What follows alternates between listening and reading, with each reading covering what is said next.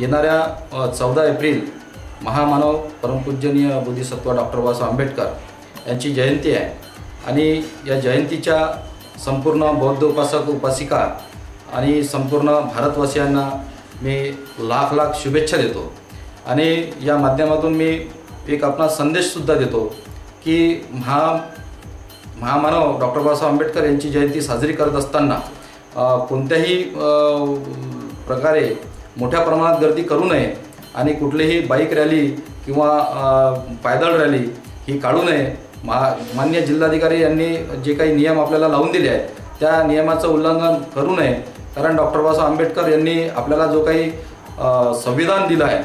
या संपूर्ण भारताला जे संविधान दिलं आहे, तर या संविधानाच्या माध्यमातून जे कायदे निर्माण करून दिले आहेत, आपण जर समजा त्या नियमाचं उल्लंघन केलं तर त्या कायद्याचं उल्लंघन केल्यासारखं होईल आणि महामानव डॉक्टर बाबासाहेब आंबेडकर यांची जयंती साजरी केल्यासारखी होणार नाही। आणि महामानव डॉक्टर बाबासाहेब आंबेडकर यांची जयंती आपल्याला साजरी करायची असेल तर आपण नियमाचं पालन निश्चित केलं पाहिजे आणि आपल्याच घरी किंवा आपले जे काही धार्मिक स्थळ आहेत, विहार आहे आणि पंचशील ध्वज आहे, या ठिकाणी कमी प्रमाणात जमा करून आपण जयंती उत्सव साजरा केला पाहिजे आणि कुठल्याही प्रकारचा आरोप आपण आपल्यावर लावून घेऊ नये, एवढंच या प्रसंगी मी सांगतो। आणि पुनश्च